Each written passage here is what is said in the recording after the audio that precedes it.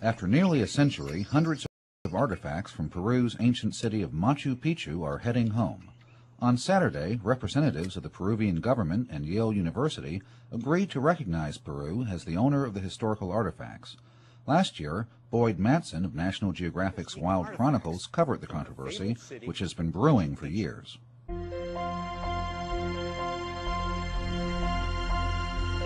High in the Andes, Machu Picchu has become a major tourist destination, a source of income and national pride for Peru. But while the architectural ruins are almost intact, much of its treasures lie far from here.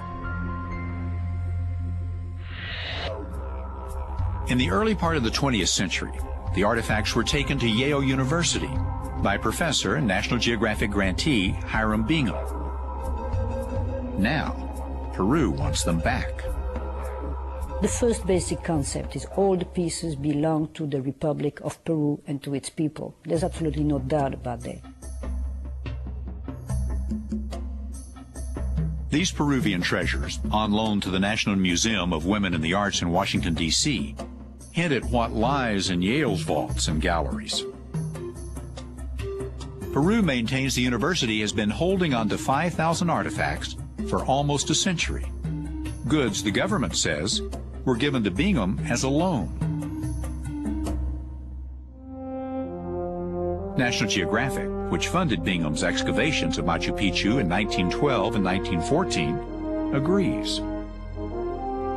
In its archives, correspondence from the explorer clearly indicates the items were to be returned.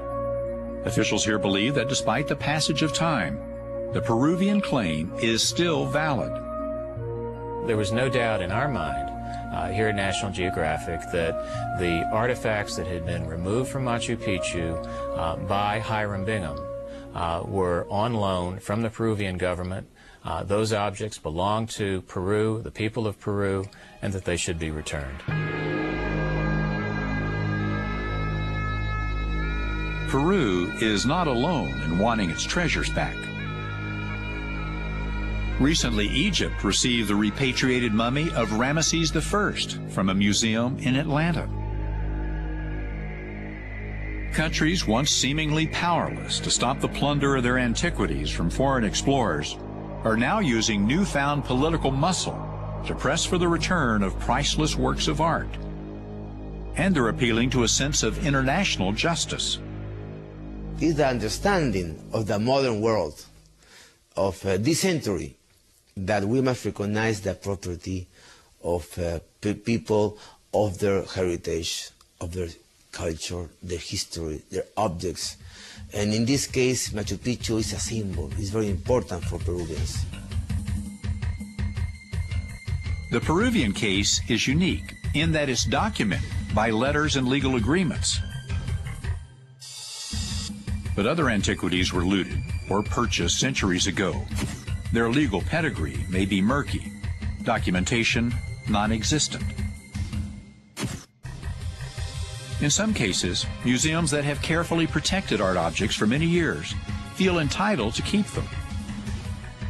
For National Geographic, which funds many archaeological expeditions, the recent disputes underscore the need for sovereign nations to maintain ownership of their own artifacts. You cannot go into a country without first getting that country's permission. If you're an archaeologist, to conduct your work, if you intend to excavate a site, you need the country's permission.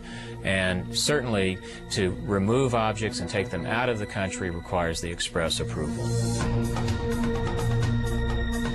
Some argue that great civilizations are part of our collective past, that important antiquities should belong to all of mankind and need to be placed where they can be best preserved. But for countries like Peru, there's no place like home. Getting Machu Picchu's artifacts back after nearly a century in a foreign land could boost its tourism industry and be a source of pride to finally be the guardian of its own history.